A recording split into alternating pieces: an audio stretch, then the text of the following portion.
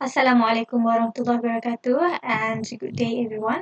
So let's proceed to the next subtopic, which is 4.3. So this subtopic will explain to you about the rules and the regulations and the act inside the Factories and Machinery Act 1967. So the subtopic is equipment installation and certificate of eligibility according to Factory Machinery Act. So the short form of this Factory Machinery Act is FNM Act 1967. So these are the arrangement of sections in the Act.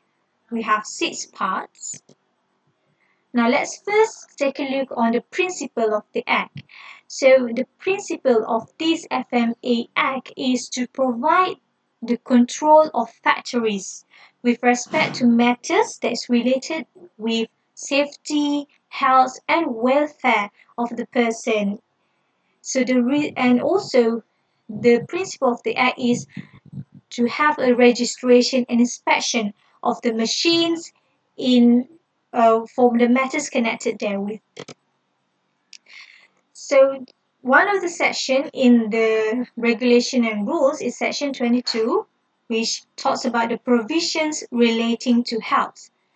So in the provisions relating to health, it states that it talk about the cleanliness. Okay, so the factory must kept free from offensive effluvia arising from drains, sanitary conveniences, etc. And secondly, the factory should have a sufficient workspace. It must have adequate ventilation, and the temperature of the workspace must be reasonable conditions of comfort to the workers. And lastly, it talks about an adequate illumination.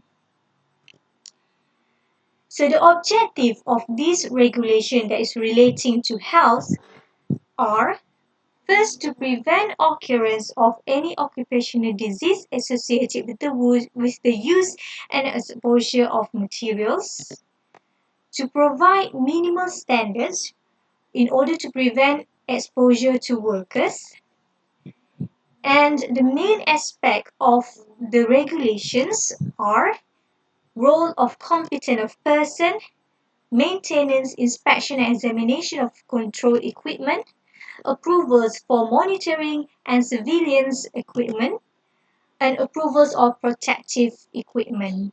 So the 4 regulations that's relating with health are Factories and Machinery (FNM) Leaks Regulation 1984, FNM Asbestos Regulations 1986, FNM Noise Exposure Regulations 1989, and lastly, FNM Mineral Dust Regulations 1989. So these 4 FNM regulations relate with health. So the strategy of health regulations that can be conducted is to protect exposure towards worker by fixing the exposure limit, identify and assess the exposure level, reduce the exposure through these 3 methods, either by engineering method, administrative procedure, or self-protection equipment PPE method. And whole disease early detection through medical surveillance, and lastly, by creating awareness among staff through training and information. So let's proceed to the next section, section 10. So section 10 is provisions relating to safety, etc. So in relation to safety, the factory should be provided with. So in the section it talks about the factory should provide foundation of floor of sufficient strength. So the factory should be provided with a strong roof that adequate to carry suspended load.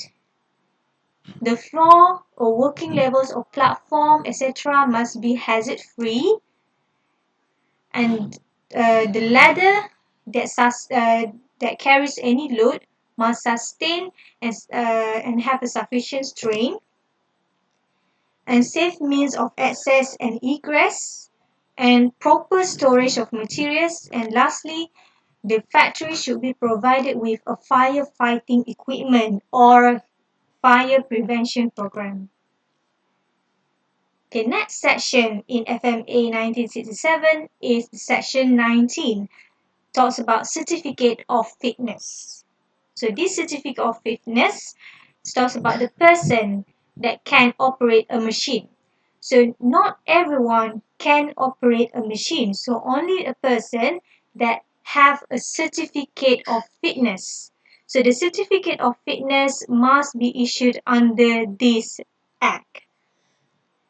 So if there are no person have this act, have this certificate of fitness, so the machine should not be operated until a certificate of fitness is issued. So if a machine is dismantled or repaired, so automatically the certificate of fitness shall be terminated. However, unless the chief inspector has his opinion that the machine will not cause any danger to any person, so then the certificate of fitness will not be terminated. So regulations relating to safety will protect worker by hold a standard for risk or dangerous machinery, identify and evaluate the risk level or the hazard of the machine, reduce exposure to the dangerous machinery from either the three method, engineering control, administrative procedure, or PPE tools. Hold a standard to person that are responsible to handle a dangerous machinery. So not everyone can handle the machine, so they should hold a standard for the person that is responsible. And lastly, they can protect worker with safety by creating an awareness among employees by giving them training and information of the machine. So the regulations relating to safety are factories and machinery, steam boiler and unfired pressure vessels, Regulation 1970, F&M Person in Charge Regulations 1970, F&M Electric Passenger and Goods Lift Regulations 1970, F&M Fencing of Machinery and Safety Regulations 1970, F&M Safety, Health and Welfare Regulations 1970, F&M Notification of Fitness Certificates of Competency Examinations and Inspections Regulation 1970, and lastly, F&M Building Operations and Works of Engineering Construction Safety Regulation 1989. So these are the regulations that relate to safety that is available in the Act. Now let's proceed to the next section, section 25. So this section is provision relating to welfare. Okay, so these provisions related to welfare, section 25, provide and maintain adequate, suitable accommodation for clothing not worn during working hours, adequate supply of safe drinking water, adequate and suitable facilities for washing, so the facilities should be kept in clean condition, readily accessible first aid facilities, first aid box or room. Section 26 talks about the training and supervision.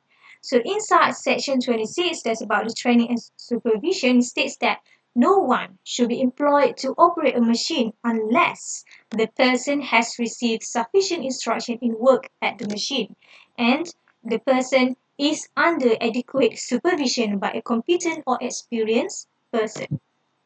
Next section, section 36, regarding the installation of a machine, installation of machinery, etc. So according to the section 36, no person should install or cause to install any machine except with written approval from the inspector. Secondly, in respect to machinery require COF, a written notice should be served to the inspector who shall soon make the necessary inspection.